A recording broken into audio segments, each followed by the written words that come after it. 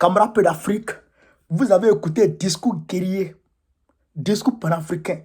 Vous avez entendu Ablaye Maïga parler l'année dernière. Vous avez entendu Doumbouya parler cette année. Vous avez même entendu Ibrahim Traoré parler en Russie. Mais écoutez bas seulement, ministre d'État, ministre de la fonction publique de Burkina Faso. Camarades, vous seuls, vous allez apprécier. On écoute pas seulement, vous allez comprendre. Non, le discours est dosé. Wallahi billahi. Frère, du début qu'à la fin, du début qu'à la fin, chers camarades, c'est dosé. Chaque année, les discours pleuvent au même titre que les promesses et engagements.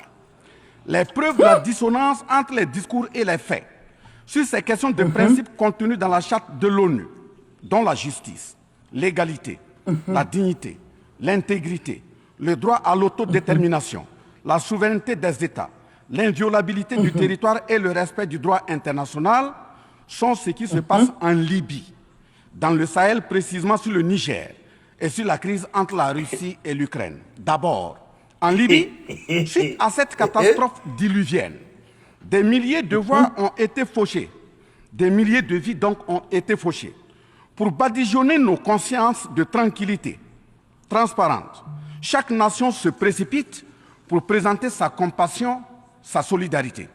C'est certes pour donner l'impression que nous vivons en société et que nous défendons des valeurs.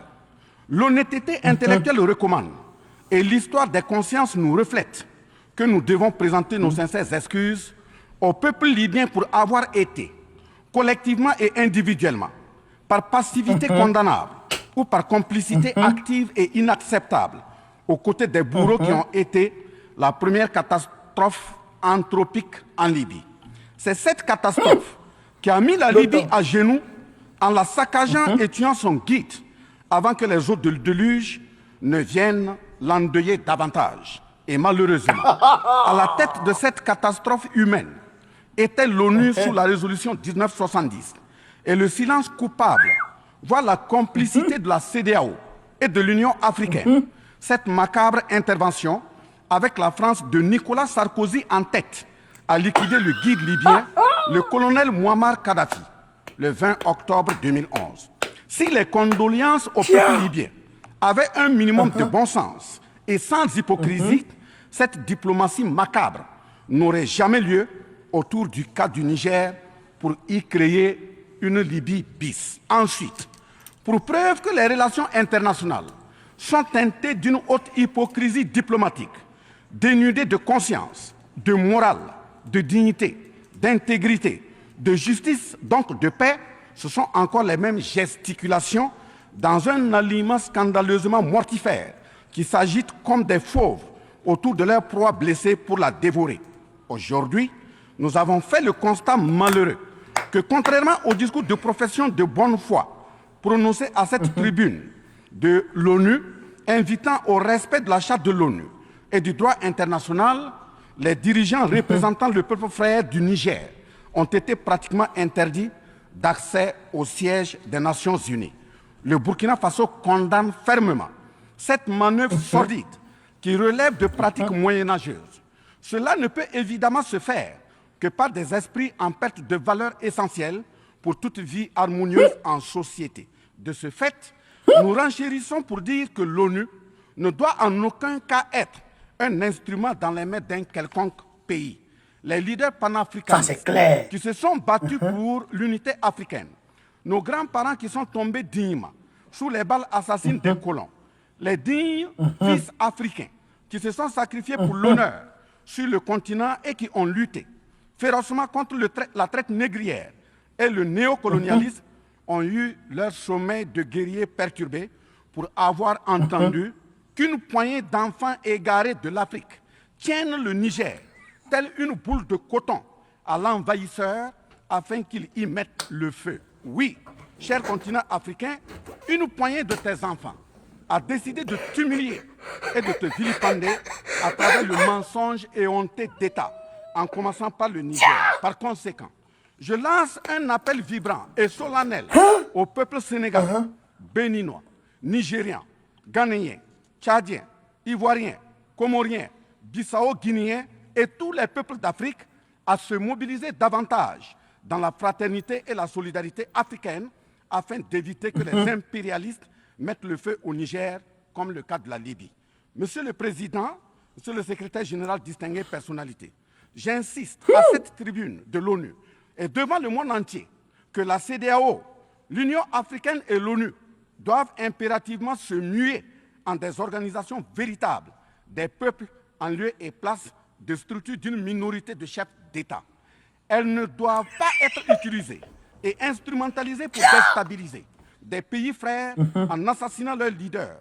Ce n'est qu'à ce prix que la charte de l'ONU et le droit international auront un sens. Enfin, parlant de la charte de l'ONU et du droit international, un conflit entre la Russie et l'Ukraine est entretenu et voulu par certaines puissances. Ainsi, plusieurs pays occidentaux, notamment les États-Unis et l'Union européenne, y ont déversé toute sorte de soutien, notamment militaire. Les populations civiles ukrainiennes, engagées comme volontaires, dont certains pilotent même des chars, sont félicités et traités de patriotes. Le Mali, le Niger et le Burkina Faso font face à une guerre qui leur a été imposée par l'impérialisme sous le couvert de terroristes de tout acabit, sémant terreur et désolation. Malgré l'existence de cette même charte des Nations Unies, avec ses principes d'égalité, de justice d'une part, et d'autre part, le même droit international invoqué à cette tribune de l'ONU, il y a nettement un fossé abyssal dans le traitement des questions. En effet, prenant le cas du Burkina Faso, les populations civiles, face aux incursions barbares et meurtrières des terroristes, ont décidé de s'engager aux côtés des forces de défense et de sécurité. Ces populations ainsi engagées, formées et encadrées par les FDS, sont appelées des volontaires pour la défense de la patrie. Ainsi, au Burkina Faso, nous avons 58 000 VDP, dont 42 000 VDP communaux et 16 000 VDP nationaux, qui combattent sur tous les fronts aux côtés des forces de défense et de sécurité, formées, encadrées, orientées par elles. Celles-ci n'agissent que sur instruction et surveillance des FDS et conformément à des textes réglementaires en vue de protéger leur vie et leurs biens. Ce sont ces patriotes que certains chefs d'État de la CEDEAO et de l'Union africaine, sur instrumentalisation de puissances impérialistes capitalistes, tentent de faire croire à la communauté internationale que ce sont des milices. C'est cela le mensonge éhonté d'État. Monsieur le Président, si la communauté internationale était honnête et sincère dans son engagement contre le terrorisme, il ne perdurera point, de sorte à ce que des populations civiles s'engagent et se forment pour assurer leur propre défense. Parlant d'un manque de franchise de cette communauté internationale, voici les exemples. Premièrement, lorsque le Mali, le Burkina Faso, le Niger et d'autres pays se sont organisés sur leurs frontières communes en mutualisant leurs forces pour faire face au terrorisme, la France est venue de nulle part imposer son instrument qu'est le G5 Sahel. Aujourd'hui, la CEDEAO, qui a subitement une force d'intervention pour établir des démocraties, a annoncé un apport de 2 milliards de dollars US, mais à la création de cette G5 Sahel. Jusqu'à nos jours, à sa vaporisation, cette CEDEAO n'a pu débourser que 25 millions d'euros de dollars, 25 millions de dollars US. Où est donc le sérieux dans la défense des vies humaines prônée par la Déclaration universelle des droits de l'homme et des peuples? Deuxièmement, le Burkina Faso subit des sanctions cyniques suite au coup d'État du 30 septembre 2022. Cette nébuleuse dite communauté internationale, sous l'impulsion de la France qui est passée par ses valets locaux en Afrique, a tenté d'abord de faire nommer un Premier ministre au Burkina Faso en vain. Ensuite, ils sont passés à l'imposition de ministres dans des postes stratégiques au sein du gouvernement burkinabé en vain. Et enfin, ils ont négocié le maintien des relations afin que le capitaine Ibrahim Traoré mette en œuvre tout ce qu'ils décideront, condition sine qua non d'une durée à souhait au pouvoir.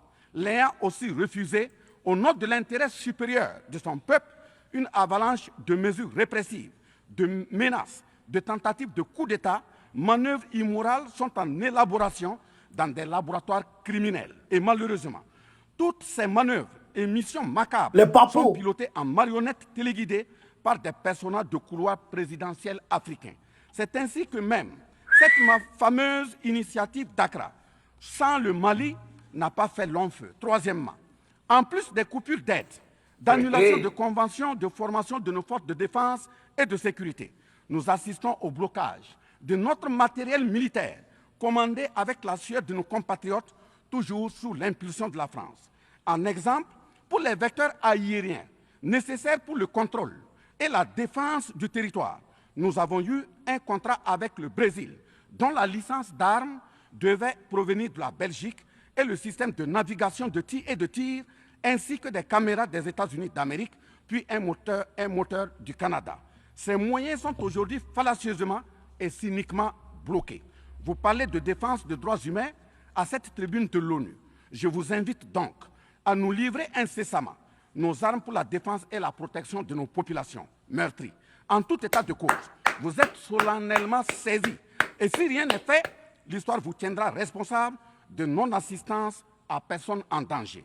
Monsieur le Président, Monsieur le Secrétaire général, ce tableau peu reluisant de cette communauté internationale, caractérisée par la non-assistance à États en proie au terrorisme, l'hypocrisie internationale, la suprématie de quelques puissances au sein de l'ONU, la complicité au pillage de l'Afrique, etc., ne commande-t-il pas la traduction de cette communauté internationale devant la Cour pénale internationale? En un mot, notre sécurité sera assurée par nous-mêmes en priorité et non par quelqu'un d'autre. Sur la question de la présence de Wagner au Burkina Faso, chantée par une certaine presse téléguidée depuis l'Élysée, je répondrai ceci. Oui, Monsieur le Président, c'est nous les Wagner du Burkina Faso. Oui, c'est brave, de défense et de sécurité. Et volontaires pour la défense de la patrie sont les Wagner du Burkina Faso. Par conséquent, du haut de cette tribune de l'ONU, je magnifie le sacrifice de tout patriote au nom de l'intérêt national. Je salue vivement la mémoire de tous ceux qui sont tombés les armes à la main et magnifie le courage et l'intégrité de ceux qui sont toujours en vie et foncent inexorablement et de façon sacrificielle vers la victoire de notre peuple et la sauvegarde de notre patrie.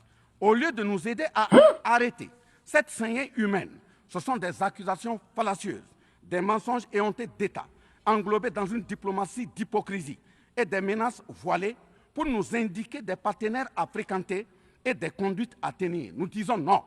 Au nom de la même charte des Nations Unies et du droit international que vous évoquez tous et toutes, ici à cette tribune, les peuples africains en général et sahéliens en particulier sont résolument engagés à assumer absolument et pleinement leur émancipation totale pour un progrès social véritable. Ainsi, le Burkina Faso liera de façon souveraine ses partenariats avec qui il veut et achètera ses moyens de défense avec qui il veut.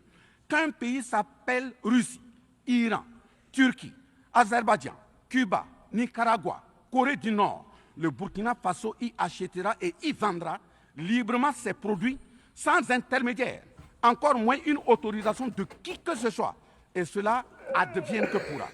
Monsieur le Président, Monsieur le Secrétaire général, parlant toujours d'hypocrisie et de mensonges d'État, dans cette question de lutte contre le terrorisme, en général et dans le Sahel en particulier, voici d'autres faits que vous n'ignorez certainement pas, et j'en suis certain. Primo, dans le Sahel, nous avons près d'une dizaine de milliers de soldats d'armées étrangères, composés en majorité de soldats français, mais également des soldats américains, allemands, italiens, etc., avec des armes, des matériels volants et de surveillance des plus sophistiqués au monde.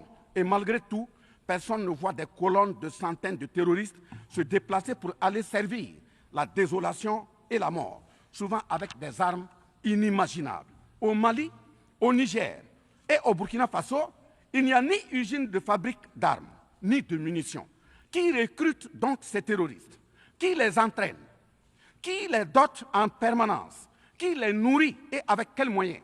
Croyez-vous à cette philanthropie au nom de laquelle des Occidentaux vont envoyer leurs militaires au Sahel mourir pour des beaux yeux des Sahéliens? Si oui, qu'est-ce qui justifie les énervements et autres gesticulations puériles et diplomatiques dès qu'on dit à la France de déguerpir militairement? La vraie raison, ce sont les ressources du sous-sol au Sahel. En effet, l'Assemblée nationale française a voté la loi numéro 057 7-27 du 10 janvier 1957, paru dans le journal officiel de la République française du 12 janvier 1957, portant création de l'Organisation commune des régions sahariennes, OCRS, qui regroupe des parties du Mali, du Burkina Faso, du Niger, de la Mauritanie, de l'Algérie, etc. Cette zone n'a jusque-là pas d'égal dans le monde en termes de richesse de sous-sol. À titre d'exemple, la nappe phréatique la plus importante va de la Mauritanie à la Somalie, en passant par le Mali, l'Algérie, la Libye, le Niger, etc. Le journal Le Monde du 23 juillet 1957 avançait le chiffre de 6 à 7 millions de tonnes de pétrole comme production potentielle annuelle du Sahara. En plus de ces ressources naturelles, nous avons l'uranium, l'or, le cobalt, le zinc, le diamant, le lithium, le cuivre, etc. Si vous, les Occidentaux, vous aimez tant les Sahéliens pour y amener vos militaires, mourir au nom de la démocratie, de la liberté, des droits humains et de la paix, pourquoi tout le continent africain, qui compte 1,3 milliard d'habitants, dont le deuxième continent le plus peuplé, avec 30 415 873 km² et 54 États, n'a aucun siège permanent au sein du Conseil de sécurité avec un droit de veto. N'est-ce pas là, au-delà d'un crime d'État, un crime onusien?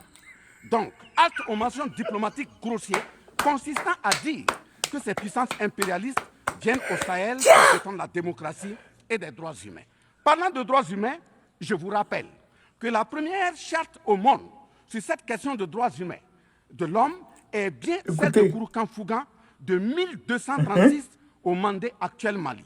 De ce fait que les moralisateurs expansionnistes gardent leur rhétorique de respect des droits humains à géométrie variable pour leurs terroristes qu'ils encadrent. Secondo, l'Afrique n'aime pas comparer les morts. C'est un manque d'éducation que de le faire.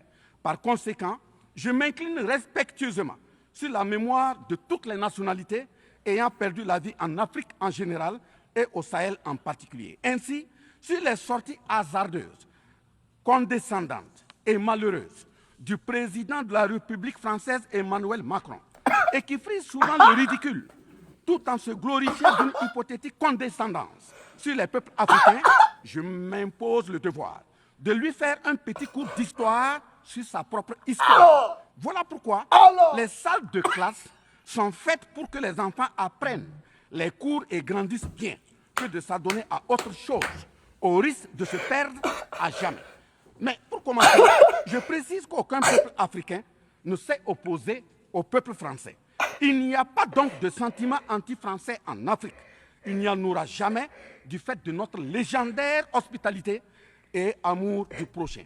Il n'y a que les peuples africains refusent la condescendance, l'arrogance, l'insolence, la suffisance, le paternalisme, le pillage de ses ressources et le crime organisé. En effet, pour votre mémoire, Monsieur Emmanuel Macron, d'abord, je rappelle l'appel à travers la BBC en Angleterre le 14 juin 1940, lancé par votre propre grand-père, le général de Gaulle, à l'endroit de l'Afrique pour venir sauver la France des griffes des nazis. Comme rappel, nous avons 17 000 Maliens morts pendant les 2 guerres mondiales, d'une dette de sang que la France semble avoir occultée. S'ils le veulent, qu'ils aillent dans le livre, confère livre de Bakary Kamia, professeur agrégé de l'université Sorbonne. J'ajoute dans ce même document, à la page 344, au tableau 21, les vétérans soudanais des 2 guerres. Il en résume un total du Burkina Faso, du Mali et du Niger à 82 208 combattants qui sont tombés. Et au niveau de l'Afrique occidentale française, il y a eu 154 519 combattants mobilisés, qu'ils se confèrent donc aux sources Henri Léger, rapport de fin de mission en AOF Dakar, le 13 juin 1950, archives du Sénégal, code 4 D 68, entre parenthèses 89, voire annexe 5. Ensuite, le 17 novembre 1986, François Mitterrand, président français d'alors, en réponse au capitaine Thomas Sankara, disait ceci, je cite, « L'Afrique a été pillée. J'ai parlé de matières premières. J'aurais dû parler des hommes. Pendant des siècles, on vous a exploité humainement. On a volé vos hommes. vos femmes, vos enfants. On s'est servi de vous. Je comprends votre refus, votre révolte, et j'approuve votre combat. Vous avez raison de refuser d'être un continent sacrifié. Le moment est venu où vous devez vous-même développer vos économies à partir de ces biens et de ces hommes. Et le devoir de ces pays qui ont profité abusivement du travail africain, c'est de restituer à l'Afrique une part de ce qui a été pris au travers des siècles derniers. Fin de citation. Effectivement, l'Afrique a toujours été vachement pillée, mais elle reste riche en hommes, en valeur et en richesse minière. Pour preuve, parlant de ses ressources minières, l'Afrique, c'est 30% des ressources minérales mondiales, 40% des réserves d'or, 33% des réserves de diamants, 80% des réserves de coltan, 60% des réserves de cobalt, 55% des réserves en uranium, etc. C'est pour la défense ferme de cette Afrique que la jeunesse africaine est plus que jamais debout. Monsieur Macron, avez-vous encore besoin d'un peu d'histoire pour vous remémorer? Enfin, bien avant cette sortie regrettable et donc malheureuse du président français Emmanuel Macron, il s'était attaqué, comme tant d'autres de ses compatriotes politiciens, à la maternité africaine. Et là aussi, je tiens à lui rappeler que l'Allemagne compte 80 millions d'habitants environ sur une superficie de 347 000 km² face au Congo, qui a 95 millions d'habitants sur une superficie de 2 345 000 km². Deuxièmement, la Belgique compte 11 millions d'habitants sur une superficie de 30 000 km² face au Gabon, qui a 2,5 millions d'habitants sur une superficie de 267 000 km². Troisièmement, la France compte 68 millions d'habitants sur 672 329 km² face à la Namibie, qui compte 2,5 millions d'habitants sur une superficie de 825 000 km². C'est fort de tout ce qui précède que, justement, Aimé Césaire, paix à son âme, disait, je cite, « L'Afrique est le seul continent au monde où les populations chantent et dansent et applaudissent pour ceux qui les appauvrissent, les affament et les torturent. Le malheur de l'Afrique, c'est d'avoir rencontré la France. » Fin de citation. Certes que l'Occident a volé et violé l'Afrique. Quelle est notre part de responsabilité en tant que dirigeants africains? N'est-ce pas nous, dirigeants africains, qui prêtons le flanc pour qu'on nous piétine? En effet, nous avons abandonné notre identité pour ne rien être. Nos noms ont disparu pour faire place à d'autres noms importés et qui ne collent pas à nos réalités. Il nous faut reconquérir notre culture. Nous avons singé en copiant l'Occident, en monogamie. Voilà qu'aujourd'hui, on veut nous faire croire que des contre-valeurs, des attitudes contre la nature relèvent du ressort de la liberté. Il ne sera pas question d'homosexualité en Afrique, je le répète. Il ne sera pas question d'homosexualité chez nous. Monsieur le Président, ce qui vient d'être décrit sont des étiquettes profondément malheureuses d'une ONU aujourd'hui résumée qu'à sa portion de forme, car 1,2 milliard de personnes sont plongées dans la misère. 2 000 milliards de dollars US dans l'armement. 20 fois le budget de l'ONU dans le nucléaire. Sur les questions de développement, l'Afrique reçoit du FMI et de la Banque mondiale 34 milliards de dollars contre 160 milliards de dollars pour l'Occident. La paralysie du Conseil de sécurité de l'ONU, la paralysie de l'Organisation mondiale du commerce, la montée des tensions suite au repositionnement géostratégique. L'Organisation mondiale du commerce également encore bloquée. Le Fonds monétaire international, FMI et la Banque mondiale qui fonctionnent en véritable usurier. L'Organisation mondiale de la santé qui est de plus en plus dominée par les firmes pharmaceutiques de rente, donnant ainsi une priorité commerciale que sociale aux vaccins tels que le vaccin contre la Covid-19. L'ONU qui devient de plus en plus l'ombre d'elle-même de par les tentatives de sa prise en otage par un conglomérat de puissances internationales impérialistes, brouillant ainsi la clarté et le sérieux dans ses prises de position, etc. Par conséquent, les peuples africains en général, et sahéliens en particulier, se battront vigoureusement pour que la CEDEAO, l'Union africaine et l'ONU soient des institutions au service véritablement des peuples du monde pour leur profonde émancipation et le progrès social véritable. Parce que ce sont les manquements de ces organisations, leur manque de sincérité, leurs décisions clientélistes et à géométrie variable, la couverture des tripatouillages constitutionnels, avec leur lot de crimes, la promotion de la mauvaise gouvernance, le pillage, la désorganisation sociale et la corruption qui conduisent immanquablement au coup d'État, qui ne sont donc que des conséquences. Traitons donc les causes et les conséquences disparaîtront d'elles-mêmes. Mais si nous continuons avec ce jeu de l'Autriche, à la diplomatie d'hypocrisie, aux mensonges éhontés d'État, aux crimes organisés, au tripatouillage constitutionnel et à la fabrication de l'armée à la tête de nos États africains, même l'ONU risque de ne pas échapper à un coup d'État. À bon entendeur, salut. Dans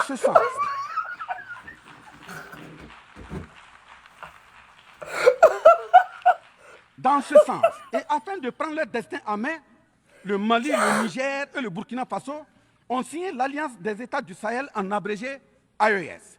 L'AES est une architecture pour la sécurisation de nos pays, partant du traité révisé de l'autorité de développement intégré de la région de l'Iptako-Gourma.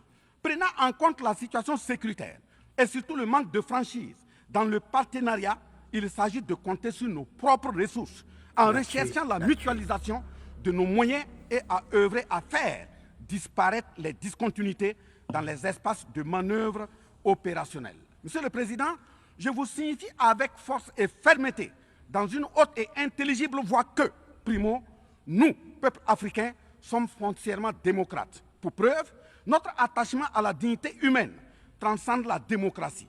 Ce que nous refusons, c'est moins donc la démocratie que le piège de la démocratie qui nous est tendu. Ainsi, la démocratie électoraliste s'est avérée un moyen de contrôle de nos États à travers le jeu de chaises musicales de dirigeants très souvent imposteurs, corrompus, voleurs, violeurs de constitution, car étrangers au seul intérêt de nos États africains qui vaillent. Secondo, nous, Africains, sommes-nous aujourd'hui reconnus dans notre dignité d'homme, au sens de un homme égal à un homme? La réponse assurément est non, au-delà des convenances circonstanciées, pour nous endormir et mieux nous asservir. Triste pour le continent noir, reconnu scientifiquement comme berceau de l'humanité, mais dans la réalité humilié, placé sous contrôle dominé. Des indépendances factices aux guerres fratricides, de la démocratie électoraliste aux aides biaisées, des guerres de rapine au terrorisme malicieusement fabriquées, entretenues et injectées dans nos contrées africaines, notamment au Mali, au Burkina Faso et au Niger. Il y a une seule constante: nous dominer, maintenir le pied sur notre cou, tel le cas de notre malheureux frère George Floyd aux États-Unis, ici même. Est-ce cela la démocratie? Et il se trouve des partisans de cette conception étriquée de la liberté pour justifier intellectuellement l'asservissement et la barbarie contre nos peuples en lutte pour leur dignité et leur souveraineté au nom d'un principe paradoxal de liberté qui, in fine, assassine la liberté. Oh liberté, quel crime n'a-t-on pas commis en ton nom? C'est pourquoi nous décidons désormais de dire non. Non à tous ces amis qui veulent du bien au point de nous menacer de guerre pour imposer leur amitié. Nous adapterons notre démocratie tant brandie et chantée par des loups dans des pots de bélier afin de sécréter par nous-mêmes le leadership politique adéquat pour nos peuples en vue de leur bonheur. Oui, l'émancipation totale et le progrès social véritable pour nos peuples constituent la finalité de toute action, qu'elle soit politique, économique, socio-culturelle et ou sécuritaire. Troisièmement, les peuples africains en général, et ceux sahéliens en particulier, ont découvert des chaînes d'aliénation économique, sécuritaire, socio-culturelle matérialisées en accord secret avec la France et sont engagés à les casser pour leur émancipation véritable. Ce sont entre autres, premièrement, la dette coloniale. Nous n'allons pas fermer les yeux et la payer tout en laissant nos populations mourir de faim et de soif et voire de maladie. Deuxièmement, la question de la monnaie dont le franc CFA, appelé franc des colonies françaises d'Afrique, n'est pas une priorité africaine. Au plan juridique, la propriété est le droit de jouir et disposer des choses de la manière la plus absolue. Confère article 544 du Code civil français chez eux-mêmes. Un brevet est donc détenu par la France sur le franc CFA. Elle est par conséquent propriétaire du franc CFA et elle la loue aux États francophones africains. Ce qui est marrant en plus est que le bien produit par la France pour l'Afrique de l'Ouest diffère de ceux de l'Afrique centrale, en valeur monétaire sous la même appellation franc CFA. Le seul document reconnaissant le franc CFA est le décret numéro 45-0136 du 26 décembre 1945, dont les signataires furent Charles de Gaulle, président du gouvernement provisoire, René Pleven, ministre des Finances, et Jacques Soustel, ministre des Colonies. Quatrièmement, la priorité aux intérêts aux entreprises françaises dans les marchés publics et appels d'offres publics, c'est terminé. Cinquièmement, le droit exclusif de fournir des équipements militaires et de former les officiers militaires des colonies, là également, c'est terminé, etc. Quatrièmement, personne n'applaudit un coup d'État. Mais si nous ignorons que ces coups d'État sont souvent des conséquences de la mauvaise gouvernance et des tripatouillages constitutionnels pour s'offrir des mandats supplémentaires, il y en aura toujours. Donc, ayons la lucidité de combattre les vraies causes en restant exigeants sur le respect des règles démocratiques et de la bonne gouvernance. Cinquièmement, les peuples africains ne sont pas opposés au peuple français, mais c'est plutôt la politique française, pleine de condescendance, qui est rejetée. En effet, la France, en refusant le rapatriement de son ambassadeur récusé au Niger, est une violation du droit international, notamment l'article 9 alinéa 1 et 2 de la Convention de Vienne sur les relations diplomatiques de 1961.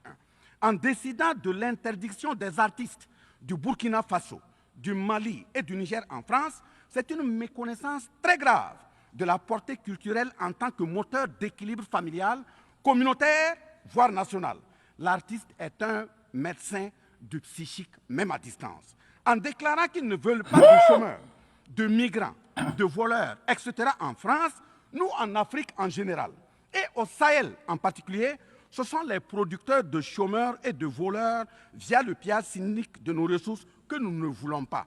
Mais sincère reconnaissance au peuple du monde, à l'ensemble des personnalités à tous les niveaux dans le monde qui comprennent et accompagnent le Burkina Faso, le Mali et le Niger, dans cette montée certes difficile, mais s'adresse totale sur le chemin de la pleine émancipation, l'expression de la dignité, de l'honneur, de la liberté, de l'égalité, de la prospérité, de la justice et donc de la paix. Face à la situation que traverse le Burkina Faso, le gouvernement burkinabé a mis en œuvre des actions vigoureuses à travers l'adoption d'un nouveau plan de développement, le plan d'action pour la stabilisation et le développement, et ses 4 axes prioritaires qui sont, premièrement, la lutte contre le terrorisme et la restauration de l'intégrité territoriale. Deuxièmement, la réponse à la crise humanitaire. Troisièmement, la réponse de l'État à l'amélioration de la gouvernance. Et pour terminer, le dernier élément, la réconciliation nationale et la cohésion sociale.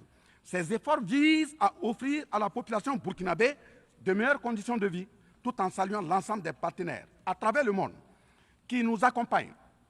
Nous invitons vivement ceux qui sont toujours dans le doute ou tétanisés par des rapports au contenu faux qu'ils sont les bienvenus au Burkina Faso, à condition que le partenariat cadre avec la vision de la transition résumée dans ces 4 axes. Vive l'ONU, vive la 78e session, vive les peuples en lutte, vive la solidarité entre les peuples, vive l'Afrique libre, vive l'Alliance des États du Sahel, vive le Burkina Faso, la patrie ou la mort, nous vaincrons. Je vous remercie. Nous vaincrons. Tiens! Non, camarade de l'Afrique, est-ce que moi je peux parler encore? Est-ce que je dois parler? Non, ce monsieur, il faut le protéger. En plus du capitaine Ibé, Bassolement, il faut le protéger. Je demande un accueil chaleureux à ce monsieur.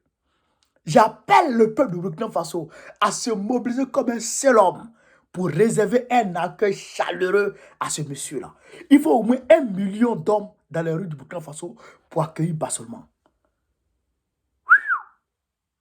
Mais vous n'avez pas vu le coup qu'il a donné à Macron? Le coup d'histoire? Mais je vous jure que Macron ne connaît pas ça. Macron ne connaît pas ça. Mais le franc CFA, la France détient le brevet du franc CFA.